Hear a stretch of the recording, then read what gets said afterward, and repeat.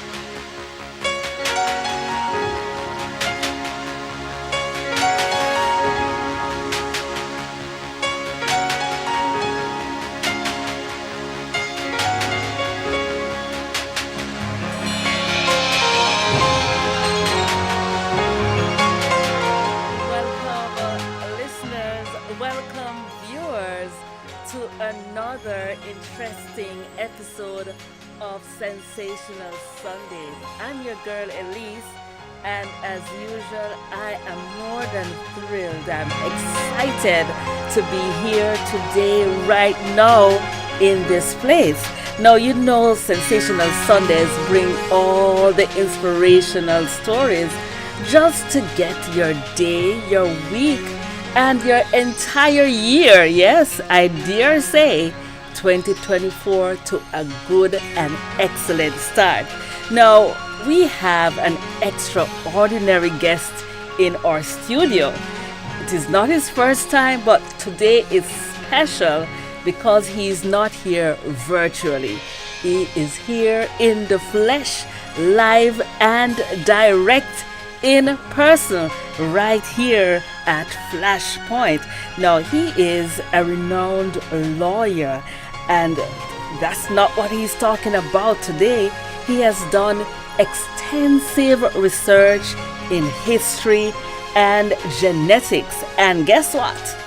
He has stories that will expand our mind. He has uncovered some interesting facts that demand our attention.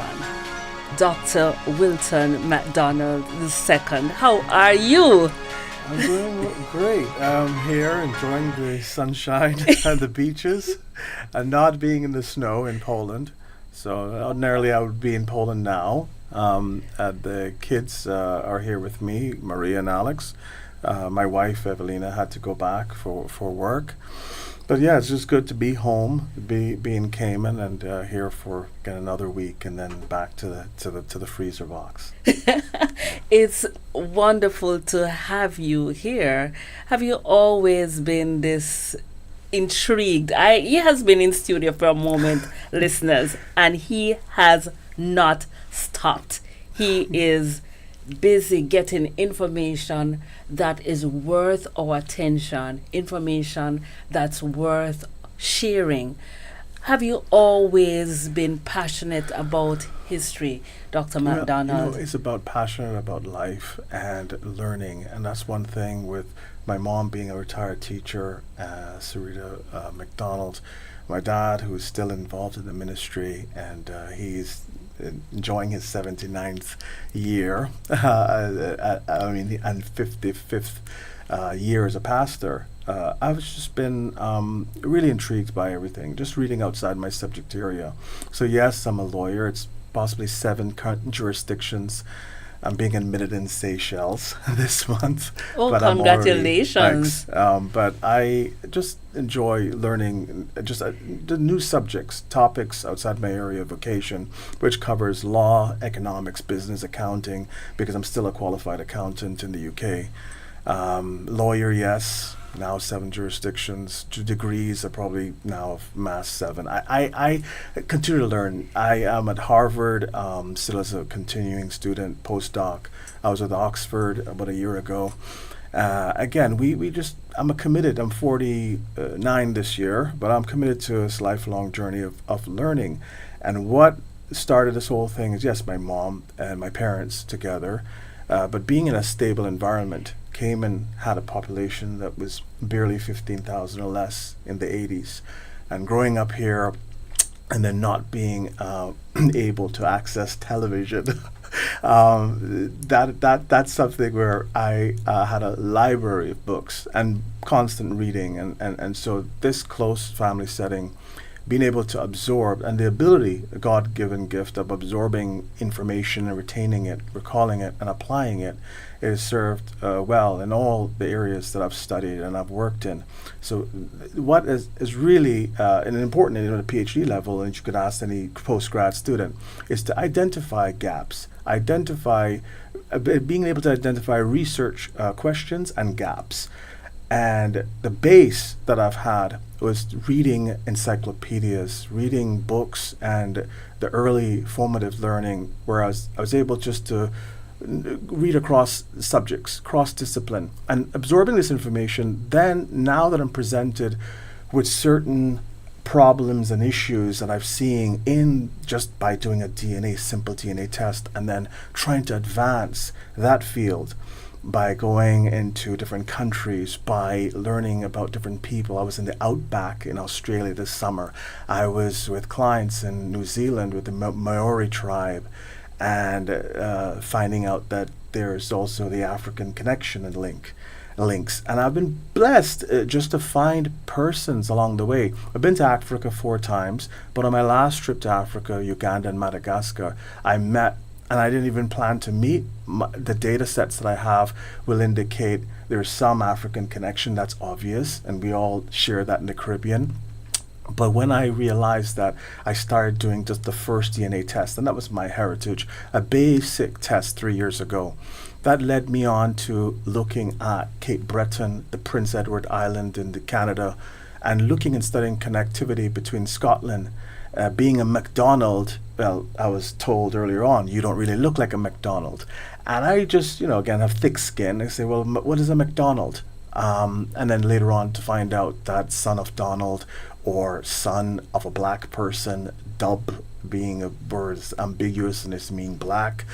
And then the persons who claim fame, the persons who claim, that they have the rights to be here and be called McDonald, they cannot demonstrate anything. But who does a McDonald look like? Well, you know what? Well, McDonald looked like, we could all claim that we are British, of British ancestry, we are Celtic. But first and foremost, I'm Judeo-Christian and Seventh-day Adventist.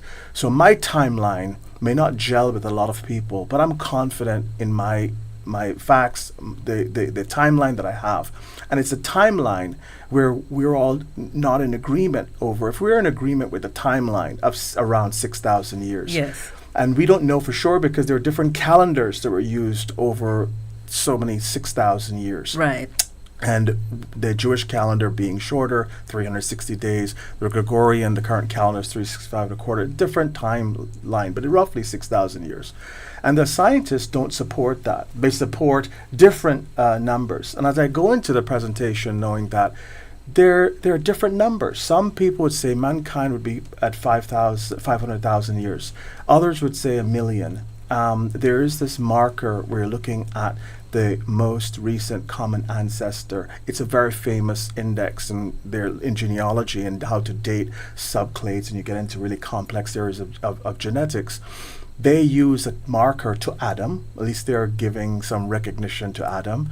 I say a black Adam because that's what National Geographic has even come up with a portrait, and it's now conventional. It's now I would say put on a screen, accepted in National Geographic, and I would say that the panel would becomes comprised of mostly Europeans, not really, it's a Afrocentric board. They have decided to come up with a composite and a sketch and a mold of Adam and who he was. What we are not in agreement over is the timeline. And I encourage people who are in Christendom, who are Christians, not necessarily Adventists, but to Uriah Smith, he came up with also this index based on the genealogies in the 4 Gospels. And you could track from Adam coming all the way down to Jesus, roughly 60 generations. And generations differ because people back then in the earlier years, they lived longer lives. And one could say, well, how come, but how did this happen? I don't have the immediate answer to that, but I could speculate and I can guess that after the flood, 2400 BC, 1600 years after creation, after the flood event, this was a violent cataclysmic event, and a lot of methane gases released in the atmosphere. The ecology and the atmosphere was toxic. If it didn't foster and cater to life, we could see that, and scientists could agree, or the scientists that really want to behave themselves and not subscribe to some Luciferian innate notion of this protracted timeline that really is falling apart now. More and more Christian scientists like Dr. Jensen from Harvard, they're saying, confirming, we have a 6,000 year period. We're looking at 6,000 years of genetic Y chromosomal mutations, 1 variance or difference per year, and they can track and date properly the DNA. And I've seen the corruption that exists in the science. I mean, one has to be a part of it to judge it. And that's the thing. They're when I say corrupt, I don't mince my words. They know that the Y chromosome is stable. Yet they claim that, and I visited Outback, the Aborigines, they're type S. And go into haplogroups, just boxes that they give you as your origins from Africa. But haplo S, the Aboriginal men, their DNA is not changing. I did not go and dig up the bones of some dead Aboriginal man. I tested someone who was live in living color, and his DNA is turning out to be 40,000 years. I would say that's way beyond the 6,000 year marker. How come this man, who's closer to the modern European man, R, type R, my cousins, I have some cousins who are R, and I'm managing kits. Yes, part-time. Managing kits of about 60 persons, and they're different types. Type R, which is the accepted European man, but they're closer to Aboriginal men than my type, which is E. And E is the base haplogroup. I know it's not the start of the alphabet, but it doesn't start from A. It starts from E. But before you go more in depth into the discussion, you started by saying after finding out this information, you wanted to find out more and more. So what you're saying, what we have been taught all our lives about the time period, there are some flaws. Yes, the noticeable flaws. And again, one is never, you don't stop learning. You're always continuous. And people who learned something 20, 30 years ago, they tend to forget. And yes, you take on new information, you forget. I just have that, so call it the ability, God-given talent, that I remember most things. And if it's not at the forefront, it's still in the recesses of my subconscious. I can recall information, and make these conclusions, draw conclusions based on what I've read, what I have studied, and I generally a good student, and so I could draw parallels, make comparisons, draw conclusions, and it makes it clear. I could take up a scientific journal. My background is not one that's grounded in science. I've done up to some courses in university, in the sciences, physics, chemistry, microbiology, but some of these things that you said self-taught. You'd pick up a paper, and when I mention about corruption, don't mean to degrade anyone and put anyone down, but when you look at the papers, the scientific papers, and the archaeologists and the anthropologists find a man. They found some skeletal remains in Mount Vesuvius, where this had an eruption more than or closer to 2,000 years ago. Mount Vesuvius, and their haplogroups, they found E's or type E's, but they didn't really talk about the E's. They suppressed it, and they spoke about some other groups that they found in the peripheral, of that volcano and the ash that they uncovered. But they tend not to look at the male haplo. They prefer to look at the female. The oldest man that they discovered in North America, and you could just Google oldest man, the scientists decide to focus on his maternal side.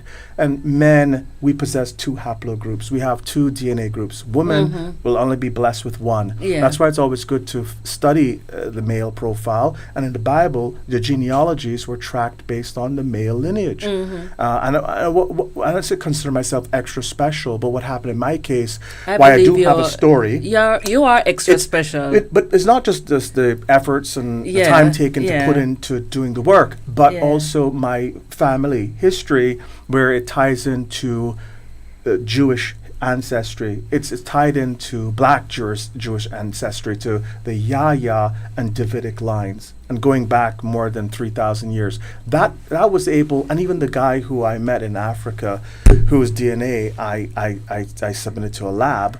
I found out that we share that common Davidic Yahya marker, and the name Yahya, it means Johannes, John. If you look at Yiddish or in Arabic, it's known and it's found.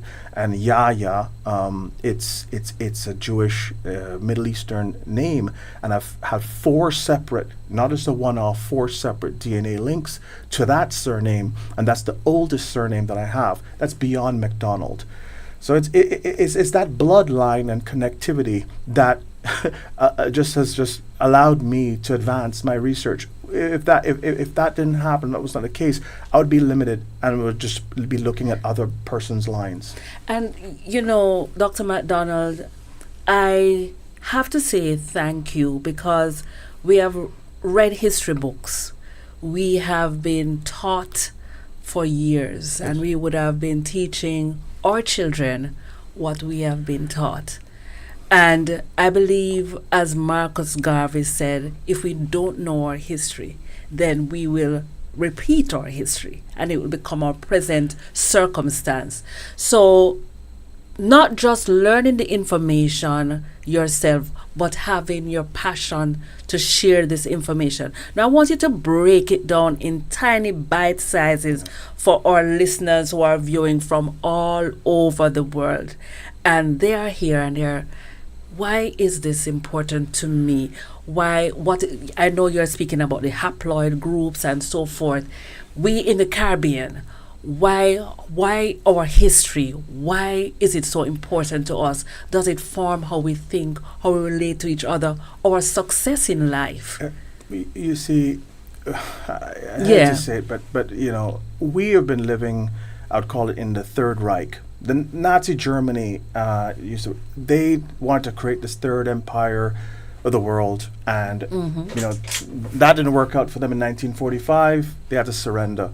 But our view of the world has been shaped by the work that they started in Nazi Germany, and being the Yahya surname. You'd question, I have Jewish friends who are black, some are white, and question what race are they. And there are a lot of these gypsies who were gassed, and the records are not really uncovered. They're like, okay, well, there's just a homogenous set of Jews that were exterminated. No, there were different types. I see it as an event that was ethnic cleansing of Europe during that time. So why is it important? Well, it's important for the right information to be passed on. I think it's due time. It's 2024. And today we have all these inequalities. We have persons who are just simply given, again, leg ups because of where they're from. They're from Europe or they're of a certain color. That needs to stop. Because if you look at the real history, blacks have ruled the planet for 5,700 years. I mean, I would love for someone to challenge me on that. I would love for someone to email, and I have public information, my WhatsApp, my telephone, my email, because all of the science, and I've been to some of the top universities, and I've studied outside the area, and you know, when you look at the sources, and one thing when I started to work at Harvard University, and they're looking at primary sources, they said, okay, to the primary source, how to analyze ancient documents and to drill down to the essence.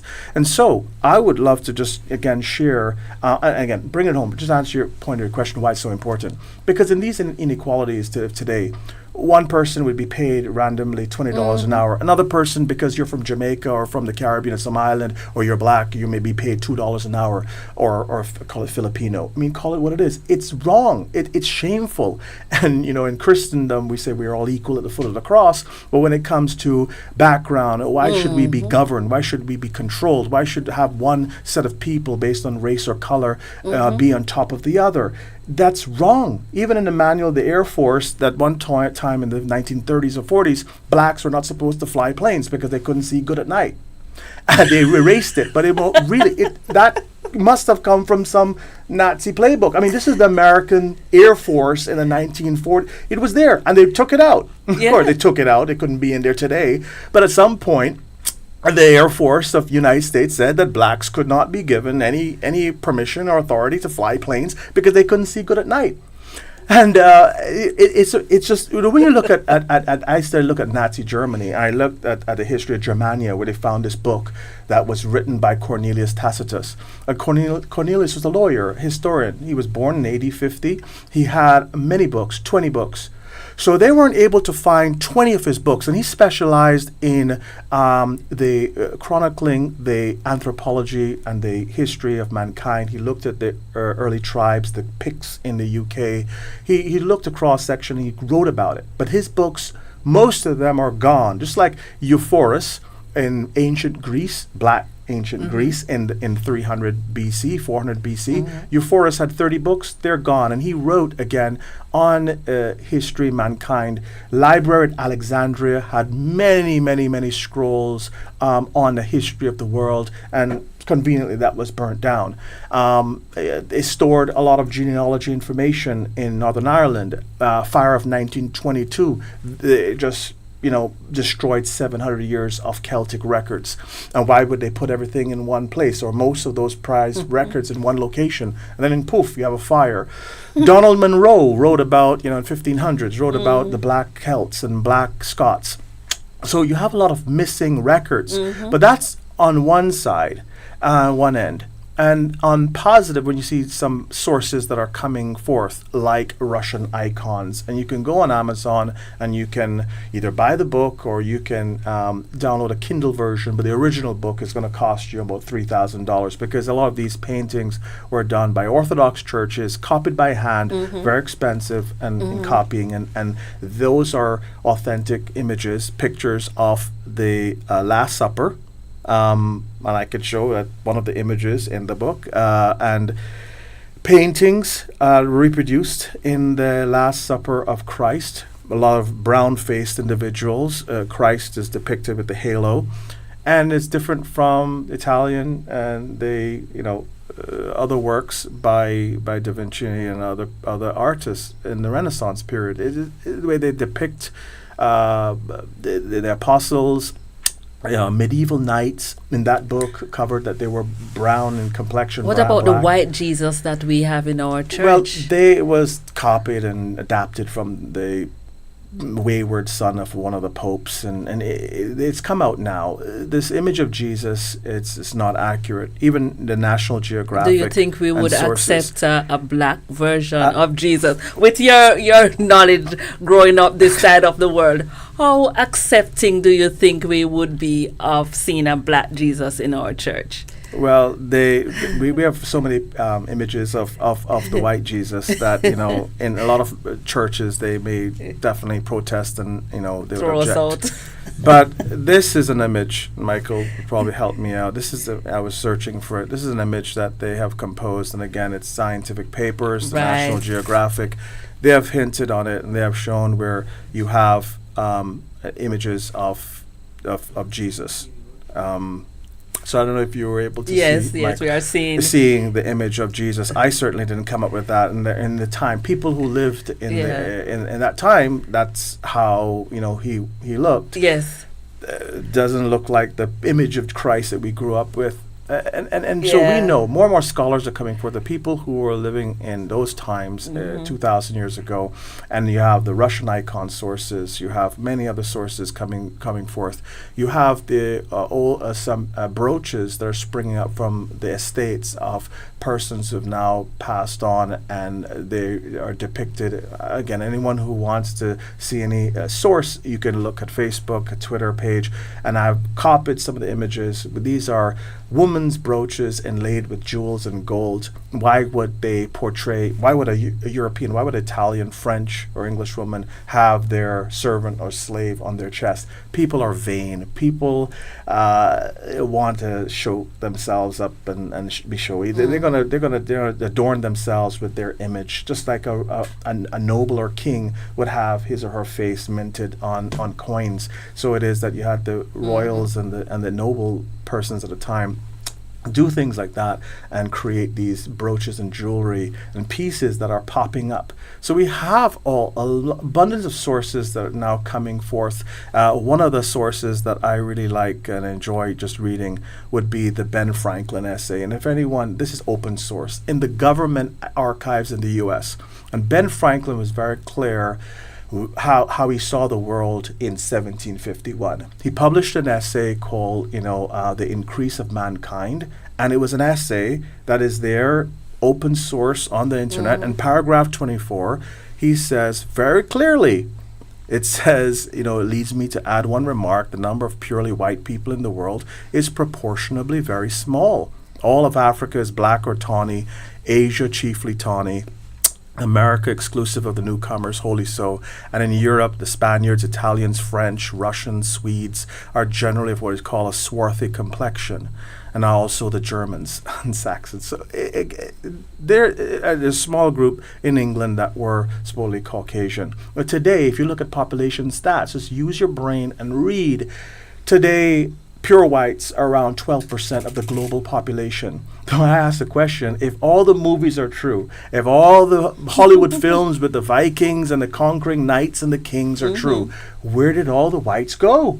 Where did they go? Where did they go? It doesn't make sense, because today it's 12% of the population. By 2050, the United Nations will say that number will fall to around 9%.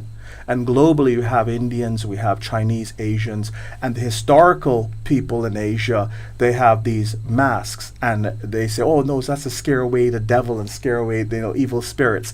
No, these were like the Olmecs. In the case of those people, we have images where the Olmecs had broad noses. Clearly, I see some images, broad Aboriginal features. And I encourage people to read that Olmecs were supposedly the first inhabitants of Americas. So if you were going to enslave people in America and in the Caribbean, why take sand to the beach? Why transport 12 million people when you have to get the boats? You have to have 12,000 of them, they say. You have to bring them over and feed them, and they would be dying at least within. I mean, if you look at conditions, I spoke to doctors, medical doctors, and they said, well, not only would they die from sepsis and bacterial infections, they would die from pneumonia. When people pass, waste. You have ammonia and methane gases and other things. It's deplorable. And even when the water, these boats were in the 1600s, 1700s, these weren't the modern day crafts. They were powered by wind, hurricanes to deal with. Going through this Bermuda Triangle, which is turbulent waters, and again, not something even when without a hurricane you have rough seas, and the acronym Ship High in Transit. And there was a reason why they did that for special products when they were using and shipping them at sea, because even in the water, when those boats were in the water, they would take on water. How could you have people in the cargo hold below which will not even be drowned because there's a certain level of water depending on conditions? And it was awful. I just don't subscribe to all of it. Yes, there are stories of the Amistad. There are stories of persons coming as indentured servants from India. There are persons, and yes, they were traveling. The East India Company and the UK Company, 300 years doing this. They were just movers and shakers, going into almost every country in the world, transporting, trading, cutting off the thumbs of poor Indians so that they won't operate the looms and textile mills.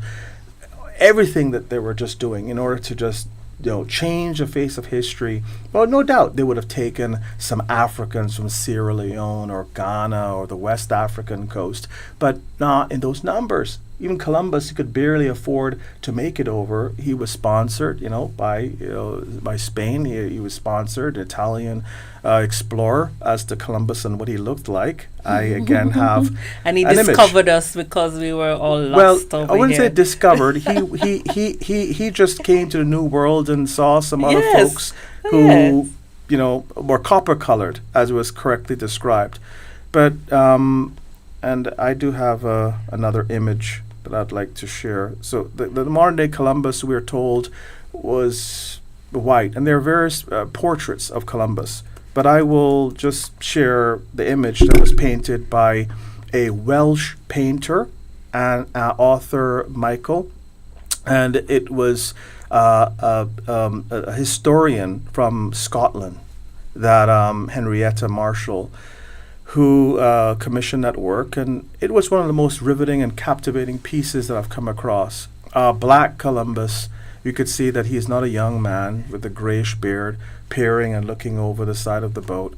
And that's just an image, a striking image, one of the only images. And it's not done by some local or African person who wanted to Africanize the word or to blacken the image of Columbus. It was done by a Welsh painter, Arthur Michael, A.C. Michael, in the 1800s, and it was done as part of a piece commissioned by Henrietta Marshall, a historian in Scotland, and that's, to me, it's telling. You have to look at primary sources, and I've come across so many images, not just of Jesus, not just of Columbus, not as of the Olmecs and the first people of America, and also we look at Adam and even Napoleon Bonaparte in hanging in the in museums in Europe, in London, and in Paris. You have a darker skin Napoleon, and this is a portrait of him, Napoleon Bonaparte, late 1700s to early 1800s. The French nobility was black, and in the recent film that came out, you saw a different portrayal. I believe you probably saw one or two actors who were black, but most of them, any other movie, even when they go back to ancient Egypt in 1500 to 1700 BC, they're portrayed as white persons. Right. And so my thing is, we have to clear this up. I mean, we need proper sources. We need to fact check.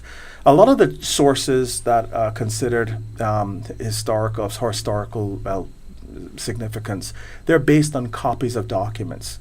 That's why I said Anglo-Saxon chronicles and the those would be compiled or held in the British Museum, and they make clear that they've been challenged. They're copies of unknown documents. And for me, the Bible stacks up. People want to discredit the Bible, but you could at least attribute them to the Dead Sea Scrolls found in the caves at Qumran about 2,000 years ago.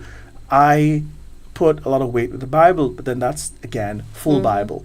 There were close to between 80 and 100 books, Yes. but 80 books. And then Yes. some were taken out because the printing presses were instructed and told, and did further research in it in the 1800s, that it was not economical to print the whole 80 books. When you look at a black Stuart King James, who commissioned the Bible in 1611, it was full 80 books, including a lot of the Apocrypha books, and including Enoch, where it talks about the Nephilim, talks about black history and Adam, and that was taken out.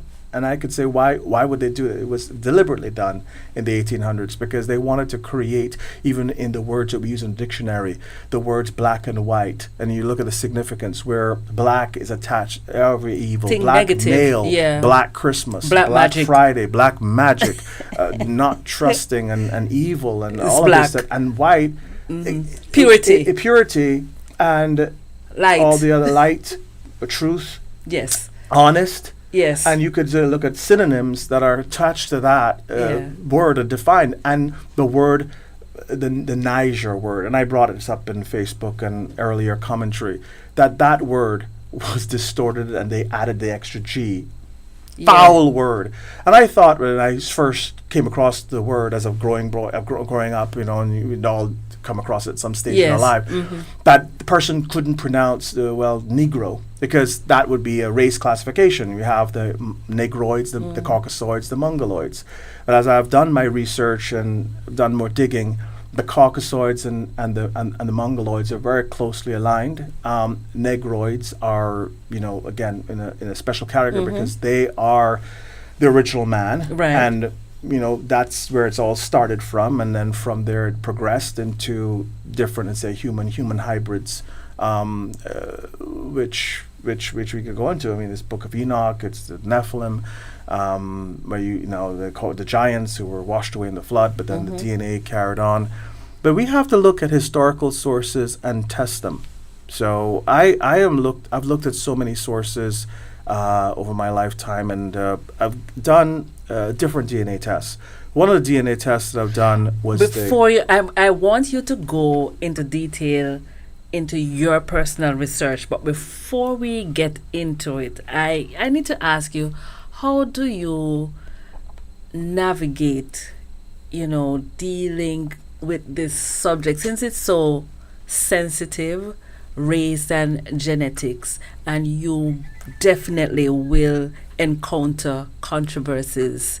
How do you navigate that? I know you're sitting here and persons are having, really, how do you? Look, I've always had thick skin, and I encourage people. I said if they know me and just look at my bio, I just didn't fall off a turnip truck. And I can be in a room with anyone really, and I can hold my ground. And God has given me various talents which I'm using. They can take me on, and we can have a fruitful discussion. I've not encountered any yes, on Facebook and in some media, there's some people who are outright racist, and they would express an opinion and use derogatory terms. I just simply block them. But no one has had the audacity to show up and say, well, call me up and say, well, I don't believe in this. And I welcome them. As I may not agree with you and your position, but your position changes. My position is firm. I'm saying 6,000 years. And that timeline to a black Adam, we can disagree or agree on race and what the original man was. Then we could talk about this timeline. But their timeline keeps changing. Even the most scientific index that talks about dating and haplogroups, they use 240,000 years. Other books, they say, well, humankind's 500,000 years. And the proof is the ancient structures, the oldest structures around would be Egyptian, ancient Samaria. You can go to those structures. And anyone else who's disputing that would say, oh no, these people were nomadic. There are places they invent like Doggerland. I've never heard. I mean, even before my studies, I mean, what's Doggerland? Doggerland, some swampy area where the UK was connected with with mainland Europe. It's all invented. A lot of things have been invented, and it takes a bit of truth. So, how do I handle it? Well, I really, well, sometimes I do. I mean, I constantly pray and stay connected there to be strong and in my mind and with my beliefs. But I've not been confronted with a situation where someone has just said, well, you know, I think you're wrong at this point. I've always been very firm in my beliefs.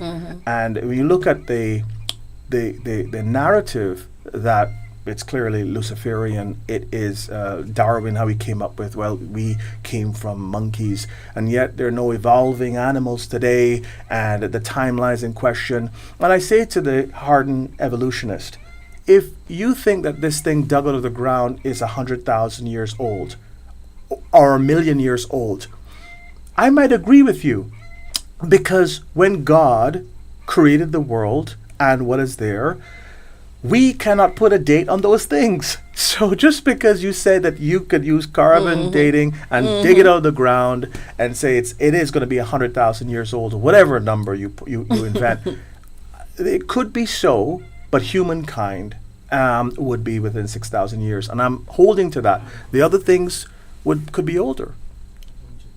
I mean, those things could be older. Some trees, if left alone, can keep growing 20,000 years. Yeah. That's beyond my marker. But do not make it up, and do not do silly things like don't study the Y chromosome, which is stable, or just tell me that it doesn't mutate, which I know that I've set evidence that it does mutate at one difference in variance a year. And they say certain groups are not mutating. I don't know why. It's frozen in time. Or I'm not matching with someone else and I'm of the same group, but I'm a McDonald, he's a McDonald, we're not matching, but then the other persons who have the different R type, Western accepted type of DNA, they mutate every day. It's popping off like popcorn. Every minute of the day I'm getting an alert, and I get the alerts too from the kids I manage. Another one, I look at it and I say, okay, that's another R. And I have to think about it. I have not gotten a new match. I had a new match this past week from Puerto Rico. And again, it's delving into the specific field. Yeah. But it was exciting because I found a backstop to the story was not just French and Irish and Scottish, but now it's Iberian, and it is connected to Spain. And that then puts a barrier, a sort of marker, and parts of Europe to this day. If you connect to the Straits of Gibraltar, you could actually arrive in Africa. And for whatever reason, they have not connected the straits. But Africa easily be connected to Europe via the Straits of Gibraltar. It's almost selective information. So if I want you to believe this thing, I'll just take out what I wish to take out and just create my own narrative, and you have to just fit right in there. Now, listeners, viewers, we are having an interesting discussion. It is Sensational Sunday. I'm your girl, Elise, and we are joined in studio by an extra special guest. Yes, he resides in Poland, but he's stopping right here at Flashpoint in the Grand Cayman Islands.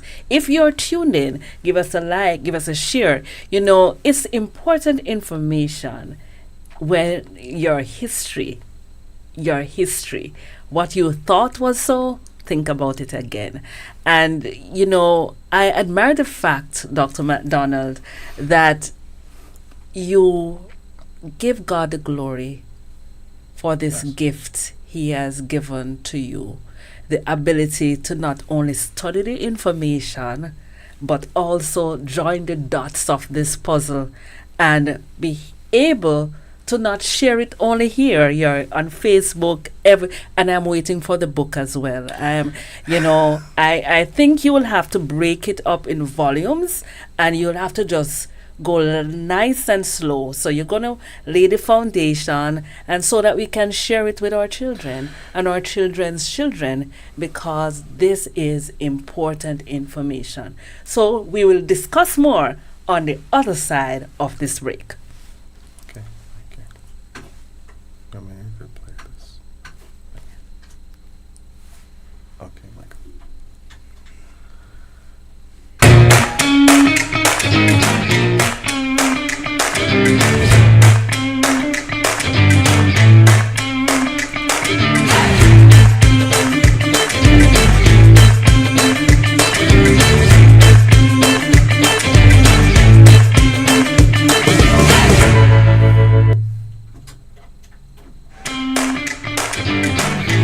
Sensational Sundays with your girl Elise on Flashpoint Radio. Come, let's talk, let's hang, let's just jam on Sunday, 3 p.m. Flashpoint Radio.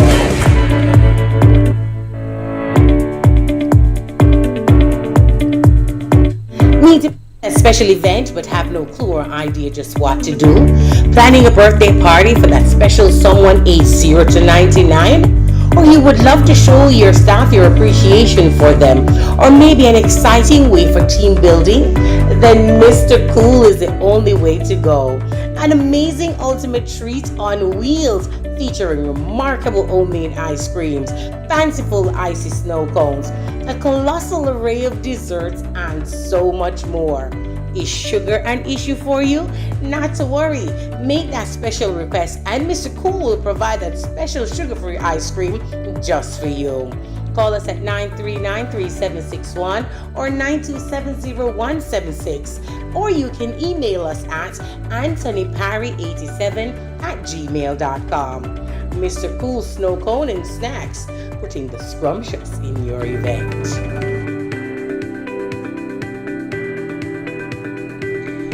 When you need ultrasound that's safe and effective, you must visit Asai Ultrasound Imaging. They're conveniently located at number 4, Chestnut Center, Smith Road, Georgetown, Cayman Islands. With experienced technologists with over 20 years experience, their friendly staff will make you comfortable while you get your procedure done. Asai Ultrasound Imaging is open Mondays to Fridays, 9 a.m. to 5 p.m. and 9 a.m. to 1 p.m. on Saturdays. Call Asai Ultrasound Imaging 345-949-2454 or 345-938-3426.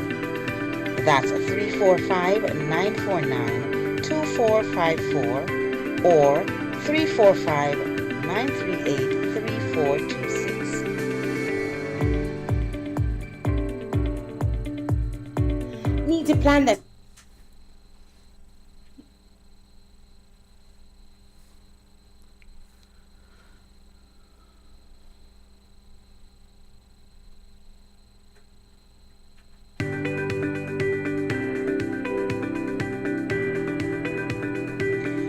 When you need ultrasound that's safe and effective, you must visit Asai Ultrasound Imaging. They're conveniently located at number 4, Chestnut Center, Smith Road, Georgetown, Cayman Islands. With experienced technologists with over 20 years experience, their friendly staff will make you comfortable while you get your procedure done. Asai Ultrasound Imaging is open Mondays to Fridays, 9 a.m. to 5 p.m. and 9 a.m. to 1 p.m. on Saturdays. Call Asai Ultrasound Imaging 345-949-2454 or 345-938-3426. That's 345-949-2454 or 345-938-3426.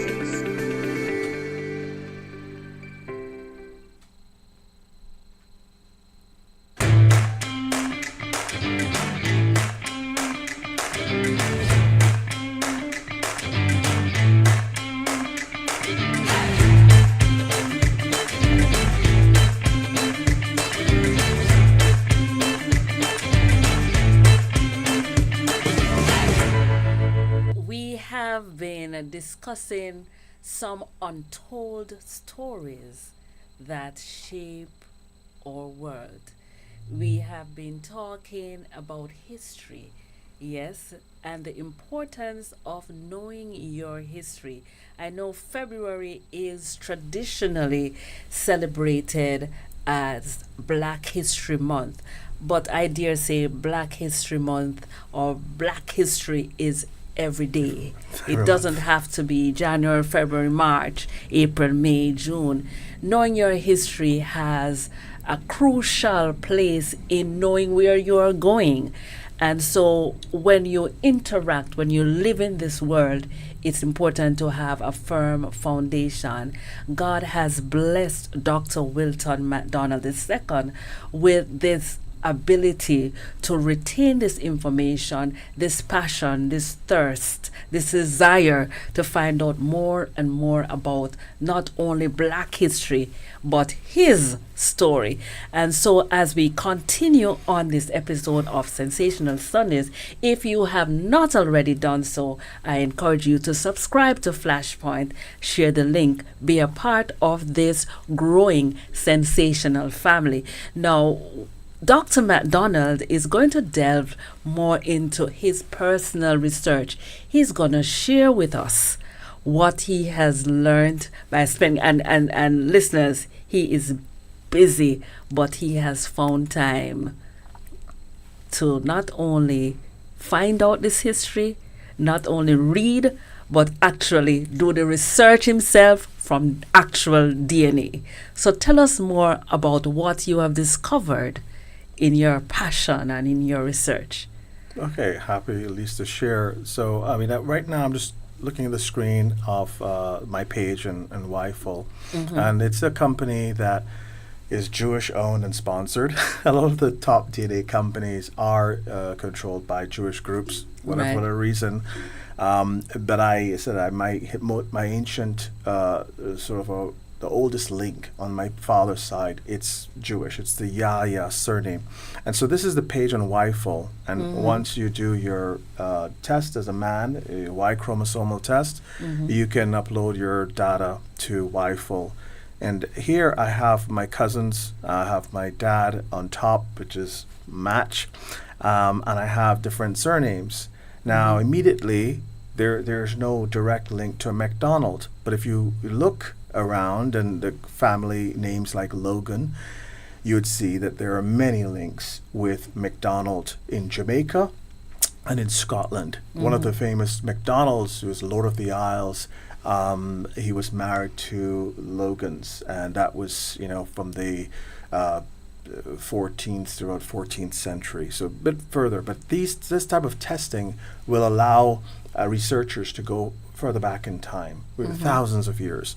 So right now, if I look at any part of this diagram, it's giving me my most recent common ancestor in years, and it's at 1,200 years. I'm placed in a bucket, a haplogroup, a E bucket, where it's 1,200 years. So my most recent common ancestor would have lived around 1,200 years ago.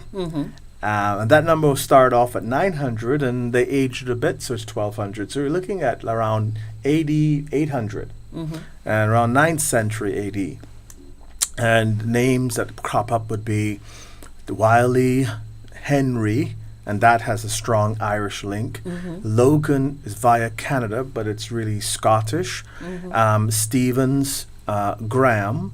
And just this past week, I received the update to Juan Matos, the Matos family.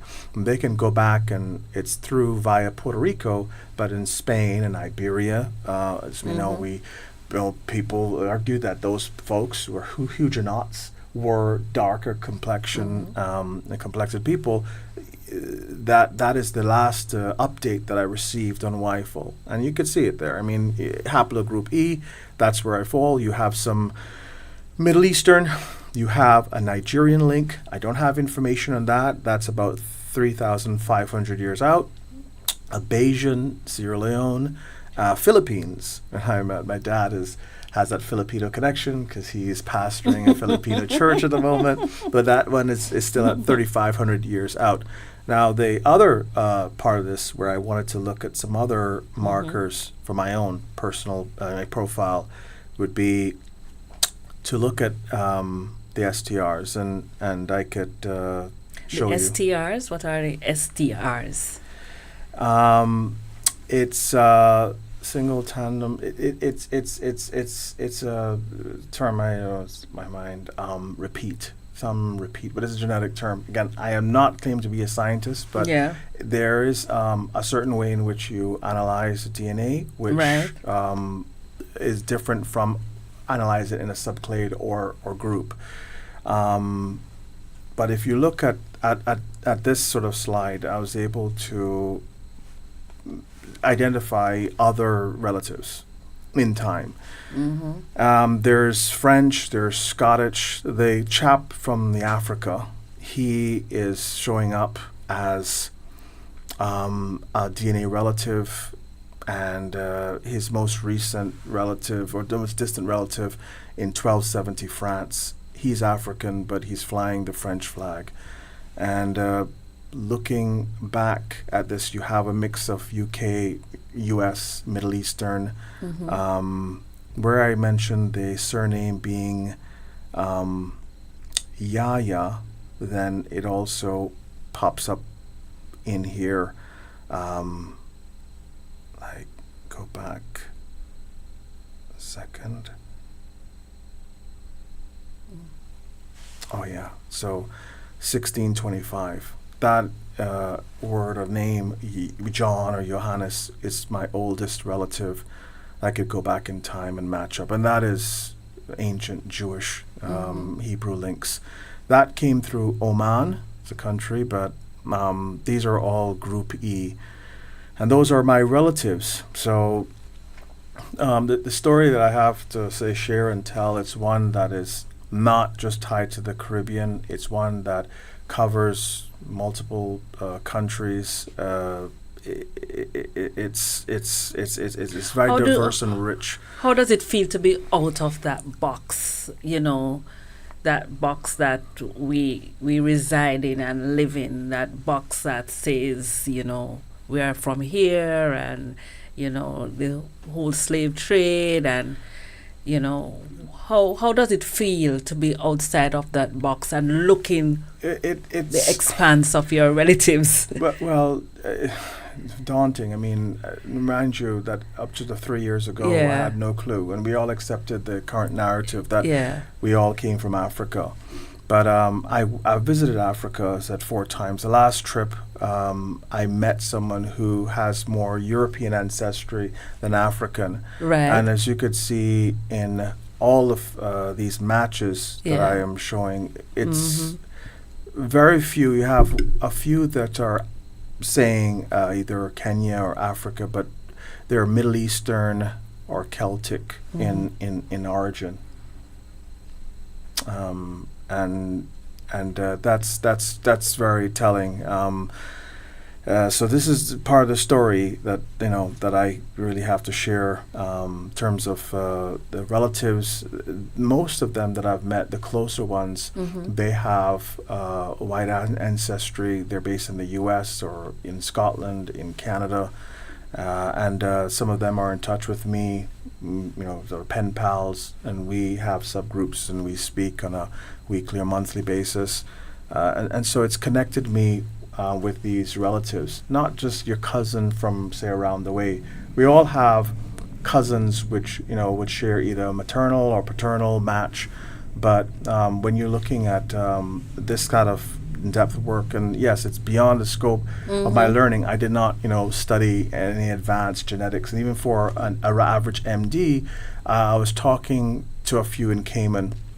And I say, well, just join me, come on the program. And I got like, oh, no, and like, just, we won't go there because our field is not genetics, and it is a complicated, subject.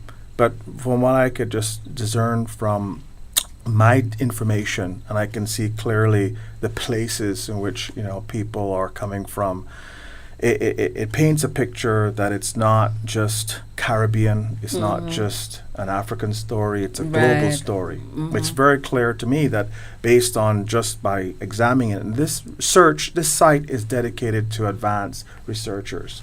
It's dedicated to people who have advanced science degrees, which I don't have.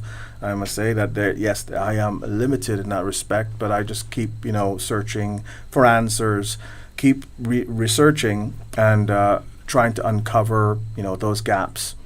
So I turn from the scientific side of the research, and I look at the family trees that I have composed, and I have trees showing different personalities. So we know when we heard of King James, and I mentioned it, these are images of Charles I, Charles II, and you may ask, where do you get the images from?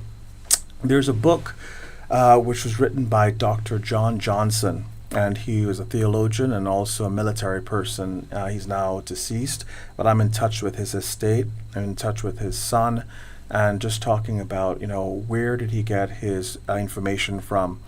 A lot of the portraits which he had access to, they're very well be locked away. He did make reference in his book to a castle, Holyrood House in Scotland. But if you look at the images, they are not a typical pictures you would see of royals. We have Queen Mary Stuart and one of Henry Stuart. This is in the 16th century. We have King James, who's one of my favorite characters, and Princess de Denmark, Charles I, who literally lost his head, and again, image of this royal in 1600. He was born in 1600. And then his son was really called the Black Boy.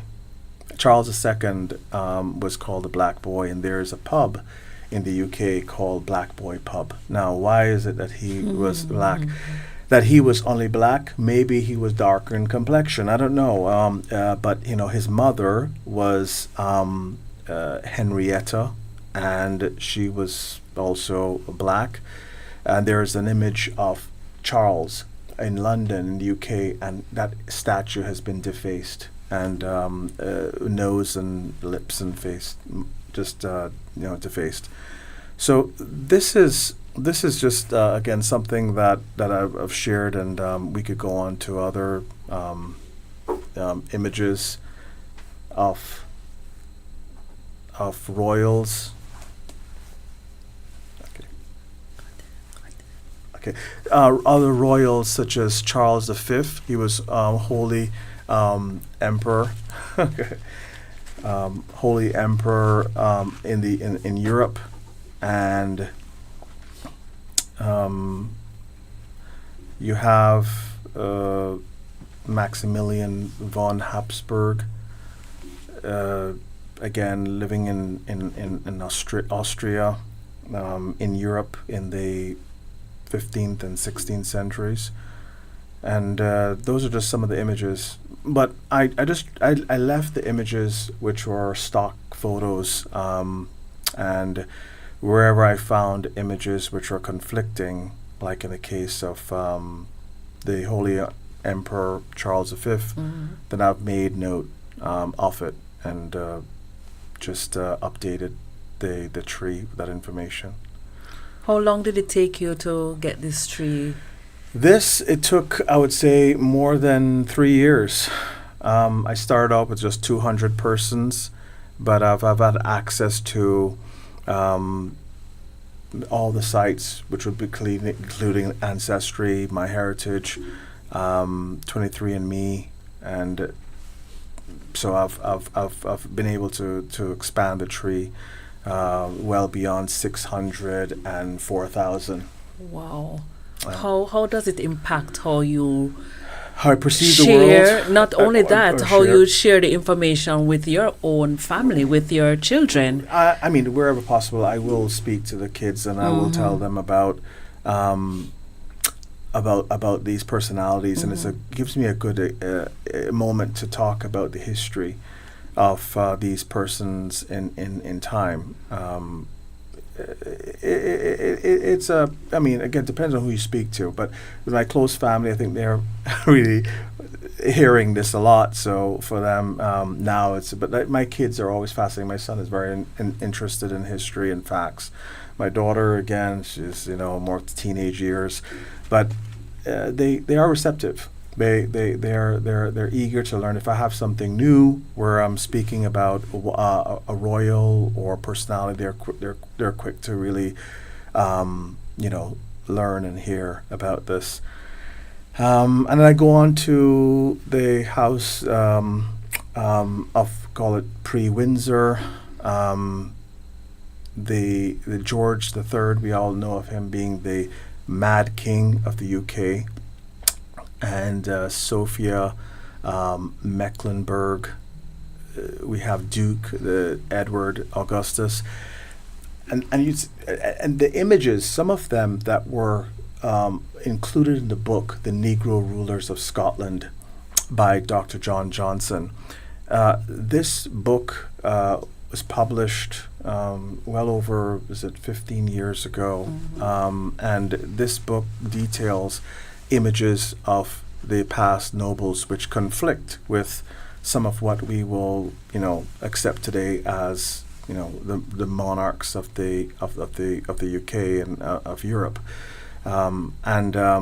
Again, without giving up too much of the source, I think that Dr. John Johnson, not being a theologian only, but being a military person, he might have had access to some records. I'm not going to, besmirch him and call him a hacker, but he was able to access records which clearly we have no access to. And for him to say that the paintings could be in this castle in Scotland, then that is something that is it needs further research and exploration. Amazing. As I sit here, I started to contemplate my own family tree. And maybe about a year ago, my sister decided to embark on a similar journey. Not I would say, microscopic compared to what you have embarked on. So she went to the Registrar General Department in Jamaica and was able to, I think she would have gone 4 generations. Yeah. And in a lot of the records, like the father's name would have been absent. The mother's name is there and father's name is absent. But it brought a sense of interest when you actually look at your own family tree and look where you would have come from. And I believe you have been inspired to do this work. Yes, absolutely. So much so that you do not spare any resource to get the information out there. Always willing and able to share what you have learned. Now, I have to ask you this question as well. How much time does it take you in a typical day? How much time do you spend with your research? I mean, without watching, because I have very few programs that I follow, on TV. Within 1 hour, sometimes 2 hours. It varies. The weekends, it's usually a time that I would be able to sit down and devote more time towards, my research. So it varies, 1 hour, 2 hours. But it's time that I may sometimes take away from sleep if I'm getting something in and I have to deal with it, so I should sleep more. But usually, within 1-2 hours that I'm involved with in my research. But weekends I tend to do more work. What important information would you like to share with our viewers and our listeners that will impact how they live, their perspective of the world they're in, that they would like to share with their children as well? Well, clearly, I would say just keep reading, researching. Don't just accept things at face value. And you can see the image of this Madonna with child. Continue to read, continue to explore, continue to just challenge whatever there's considered conventional wisdom and conventional facts, because there's a lot of fluidity, there's a lot of change is taking place.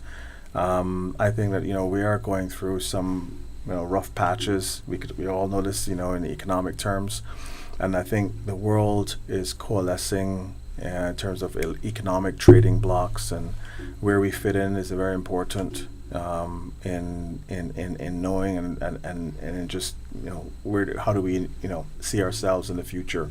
But we should always be willing to just read beyond our subject area and reflect on scripture, reflect on I think the Bible, because this is one of the most credible sources that I've come across. We have seen so many sources, some of them which have no immediate paper trail. We have the gallery, and I was searching for just primary sources. The source of the Black Napoleon. It's hung in two main galleries in London and Paris, and it shows the Black Napoleon. Source of the Last Supper. It's in the Russian icons and the Orthodox churches of Russia and Ukraine painted, and they are the ones responsible for the Last Supper. When you look at the Columbus, you could point to Arthur Michael and his painting of Columbus, and he painted it from sources, and Miss Marshall, Henrietta Marshall, who authored the book in which that painting was commissioned. You look at Ben Franklin, people want to parse what he said and say, well, Ben was referring to certain Anglo-Saxon people. Well, he was referring to people of the entire planet and world. He spelt it out. The Spaniards, the Italians, the French, the Russians, the Swedes. I mean, he was very clear in very simplistic language. And so this is there available to us. And yeah, there will be some other interesting bits. I had to go even beyond my scope and look into Arabic. And there are books where you have, not available in English, Side of Andalusia, and 1029 to 1071. And he wrote of describing the Vandalic Wars. And if anyone who's reading and studying the Bible and other sources, there are some books at Harvard University Press that's not available, but I was looking through the Vandalic War. It's a Harvard University publication, and Harvard was set up in the 1600s. And this book, it was really published and came out here 1921, but very few editions available. But they described the Vandalic Wars, and people described the people back then who lived in the Middle Ages after Christ as just Moors. They were just people. They were black people, and this is not just one set of people trying to demean and to put down the other foe, but this is about describing their appearance. And it said the people from the Caucasus, the wild people, said they're nearer animals than men, unthinking and manners crude, and their bellies being protruding. And they describe the color and lack of sharpness and delicacy of spirit. This is published in Arabic, and I had to find a source amongst so many others, which were and even sources where were just disappearing from the National Open Archives, from the open source archives. But they describe the people and how they look, the hair, and being white in color. And again, not to put down any race at all, because it's not call me you're Afrocentrist. Well, I'm a humanist. I am just searching for truth and searching for the correct version of history. But when you have some books, and there are others, describing Washington, and we know George Washington, the first president of the U.S., and 1776, the independence, and America became an independent country. But you have books that are there and missing, cannot be found. And that's damning. That's not helping us as we try to move forward and paint a correct picture of history. And as the saying goes, you have to, in order to understand your future and where you're going, you need to understand your past. How can you assess and understand and know where you're going if your past is distorted? And as black and brown people, and even today, if you're going to say, earn less than your counterparts because, you're perceived as being local, that local flavor and rate, no, don't depreciate our value because you think that we are lesser persons. And that's the message I wanted to get across to all my Caribbean islanders across the different islands. Just know your past, be sure, and as you look at your own genealogy and family trees, you will be able to rest in confidence that don't just take that someone said, like in my case, oh, your name came from a slave master, just be done with it. I reached out to the Peerage. This is a group that tracks like the prominent names, and they stopped tracking the line of McDonald's from Scotland and the ones connected genetically to me. They stopped tracking them 300 years ago. And I asked them about it. And I reached out to a chap called Daryl and I emailed him, oh, we have no information on that line. According to the books, this man, James, he came to Jamaica with his dad, but he died unmarried. And which person comes to Jamaica and dies, unmarried? Which one comes anywhere, not being a monk? It's just really awful. Don't stop there and think, well, I won't go beyond my grandfather because I don't know. I didn't know about, anything beyond there. But in time, I was able to piece together through DNA that the history and the picture in which has been painted for me is one that is very diverse. It covers multiple countries with a focus of this Celtic background, which supports what even Tacitus said and other scholars about the black Pictish people, the people who are short in stature. They were in UK, and that information has been weeded out. They'd say, oh, they were tattooed, and they were covered in soot, so they didn't bathe. They were covered in soot and they were tattooed, but they weren't black people. So we need to know our history and challenge, conventional, we perceive to be conventional facts, surrounding us, because there's more to it, and it's affecting our lives every day. Each and every day as a black and brown person, speaking honestly, you are perceived either as a threat, you're a criminal, you're a thug, or you're less worthy, and you have to work almost twice as hard in order just to be measuring up at the status quo. That should not be the case. Not in 2024, not in this era where we are living in. It should not be, because all that says to the contrary, all the books and sources, it are things that have been contrived. Books like Germania, which to me is a doctored book. How could they find one book which supported the whole Nazi ideology?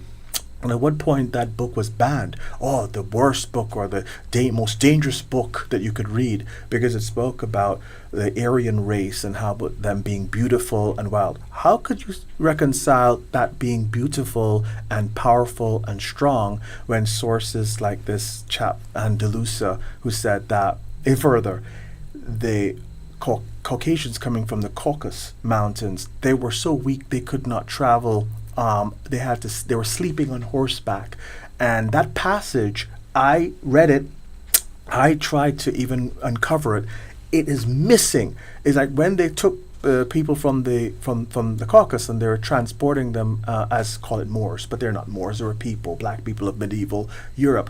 They were sleeping on horseback. They could not even make the journey, that they were so weak and tired. We're all called a mix up today, but not the images of the fierce fighting Vikings and the tall people in that book Germania. You found one book in the house of some Italian dude and Mussolini's reign, when Mussolini was sympathetic with Hitler. You found that book, and 20 books of Tacitus just conveniently missing. How could that be? How could all these other books of really historians and historical figures who wrote about the history of mankind, not just the information in the Bible? You take out certain books of the Bible that you think are contrary to the narrative, and that was done deliberately in the 1800s, and I could say exactly when that was done. they passed an act, and they made it so that these printing houses would not get subsidies if they printed the full Bible. That was clear, and it was wrong. It clearly depreciated the value, full value of the Bible, and the other sources which are missing, the other new sources spring to life.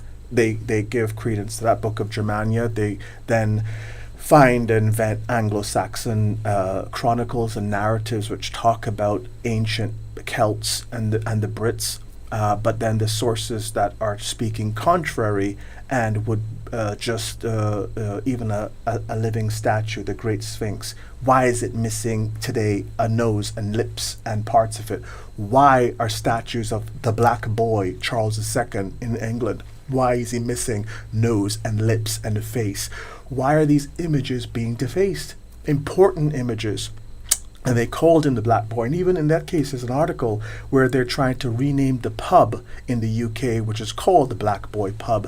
And I think it's not because he was black. It was because he might have been a darker shade of black. And there's talk of Edward the Black Prince. That was, a couple hundred years before that. Oh, he must have donned himself with black armor, or he was a wicked person. No, he was a small guy, not too scary, and he wouldn't wear black. So that two things gone out the window. So why did you call him the Black Prince? So we have to try to push those boundaries and push back on that narrative. And it's not just for ourselves, but then for the next generation. Because do you realize, I don't know if you have experienced it, we also find reasons to create differences among ourselves. So you would be fear, either you're black, the kind of the light shade, or when they say Bahamas, the Conky Joe. Yes, the shade. So or mango skin, yes, you're a lighter shade. High color in Jamaica, we have shade. persons, and who those are persons high color would have higher rank, yes, more opportunities yes, to represent the company. Yes. So they'd be in the front office and not in the back office. Exactly. And that way of thinking, it is not even call it slavery. Yes, slavery mentality, but then slaves. Yes, it's wrong on all counts. I think that we need to focus ourselves and attention on the Bible and biblical narrative, and if people do that, it again, you're grounded in Scripture. You are going to become more of an altruist. You're going to become more focused on others and helping others, and then those shackles of racism, of discrimination, of all those things that you think that yourself better, you look at serving others. And so there are a lot of positives in focusing on Scripture in the Bible. But for me, it's one of the most credible sources. If you're looking at primary sources and you ask the question, where did this come from?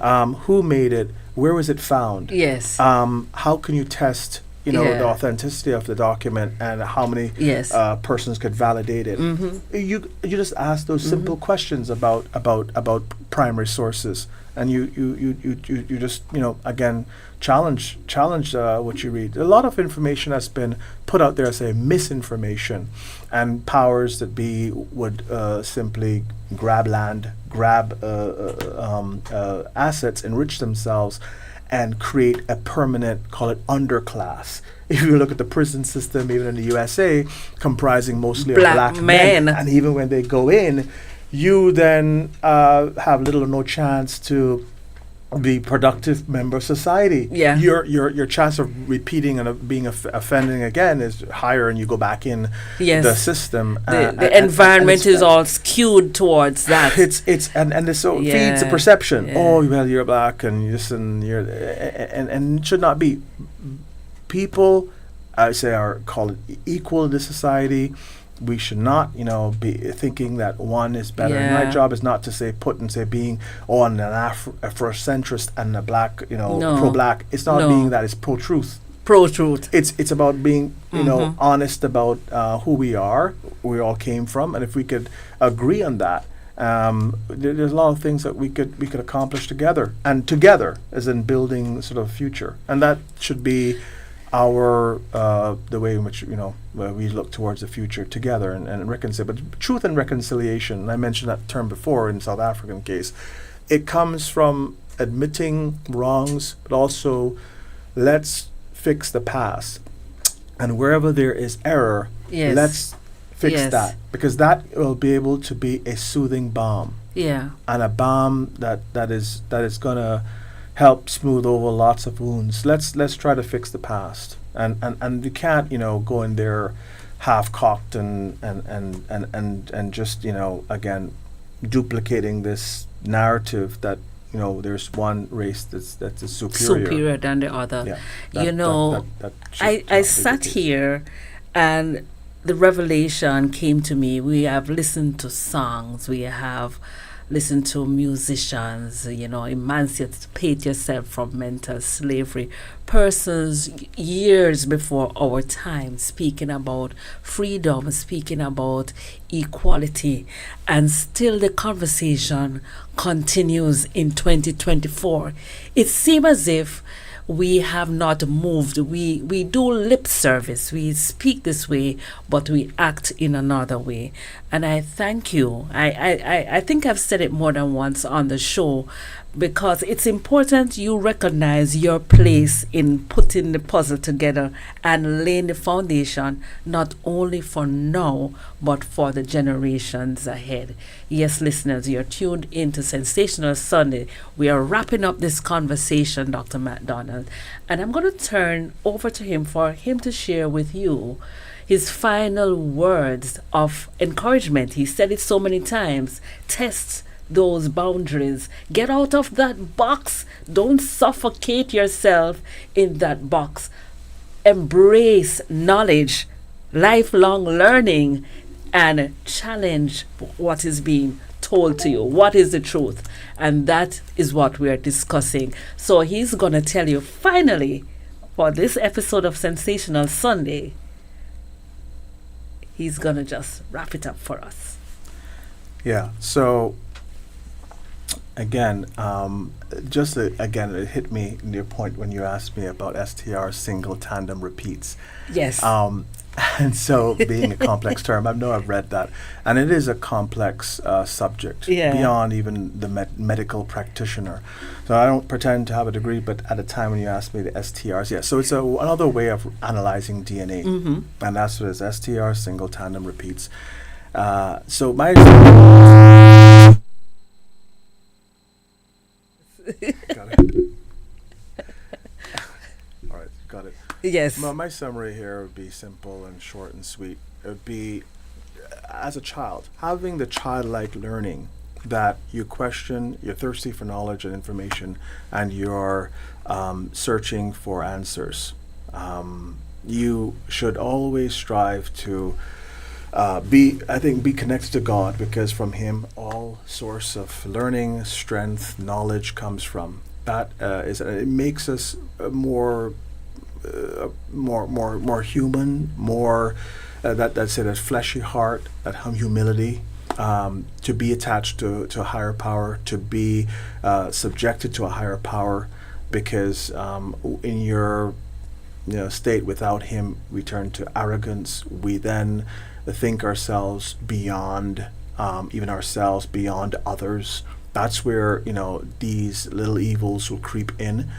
So by being connected to God, you can you again, this is I think the essence and core of my work. My message I would share to others, it would be to pray about it, to do that start where your soul is searching. You are trying now to learn more about yourselves. You ask God to open up your minds and your hearts to deeper learning and an understanding of what you read, because we could all read something, but to fully understand even the Bible, at times Scripture would be difficult for many to understand and to apply and to discern fully.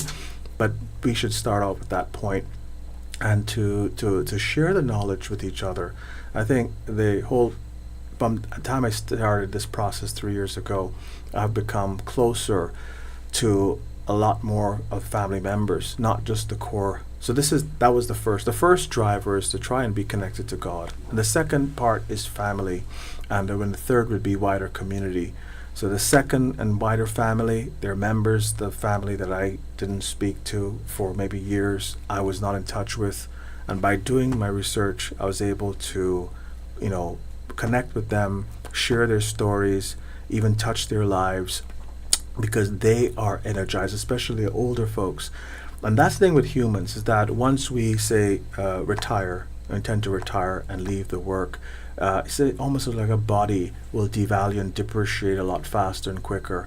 And I reached out to a lot of some older folks, and they were just so enthused. They were just come alive with just the information. They really, I didn't know that about this. And you share facts and figures, you share information about what you're learning and what you're studying, and you're connecting.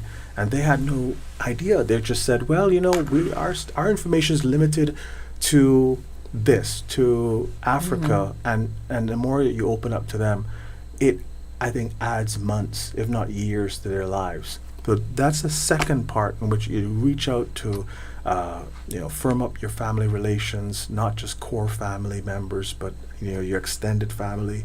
And then the third thing is, how do you touch on your community? If you are Christocentric, you're God-focused, you have shored up your relations with your family, you must be a more productive and positive citizen to the wider community.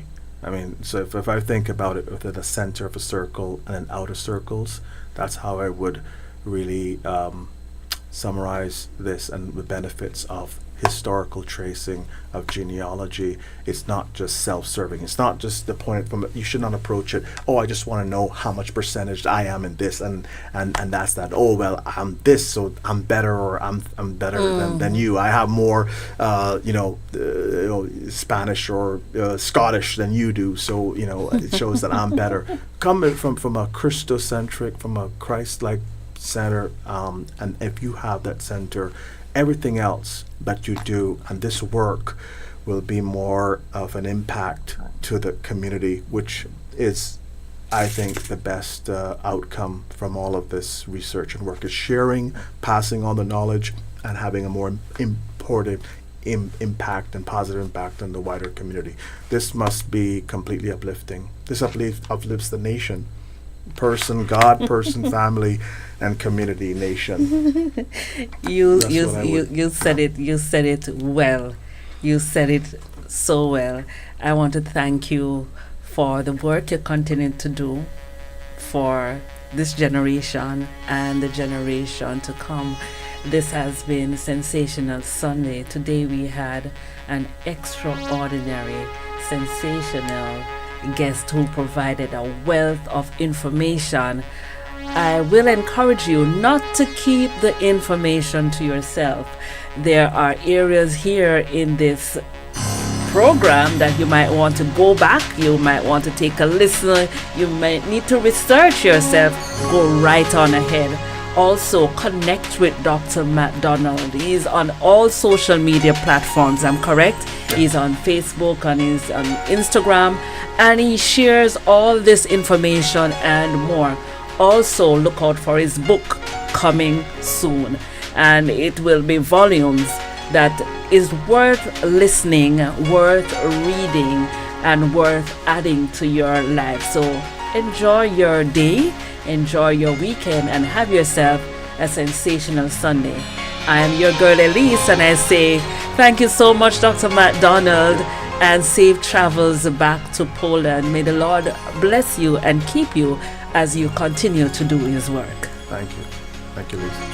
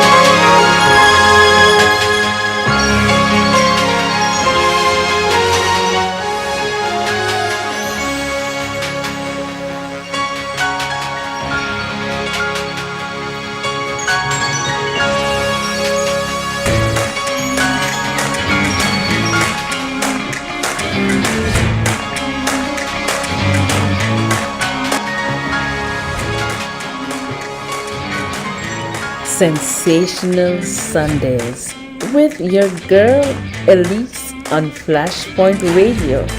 Come, let's talk, let's hang, let's just jam on Sunday, 3 p.m.